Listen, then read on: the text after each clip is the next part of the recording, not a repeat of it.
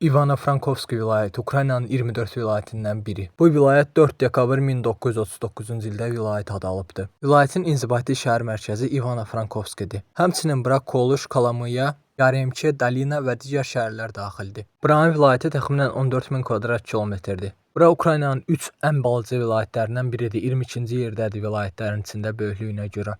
Bu vilayətdə təxminən 1.350.000 adam yaşayır. Vilayətin əsas gəlir yerlərindən biri turizm, kurort fəaliyyəti, meşə, neft və qaz, kimya sənayesi, kənd təsərrüfatı və s. Bu vilayət kənd təsərrüfatına görə Ukraynanın ən çox bitki verən vilayətlərindən biridir. Bu vilayət Lvov vilayəti ilə, Çernipol vilayəti ilə, Çernavitskaya və Zakarpattiya vilayəti ilə sərhəddir. Həmçinin bu vilayətin Rumıniya ilə də sərhədi mövcuddur. Vilayətin inzibati mərkəzi olan İvano-Frankovski şəhəri 1662-ci ildə salınıbdır. Vilayət Ukraynanın ən yaşıl vilayətlərindən biridir. Belə ki, burada çoxlu meşələr var. Meşələr bu vilayətin təxminən 45%-ni tutur.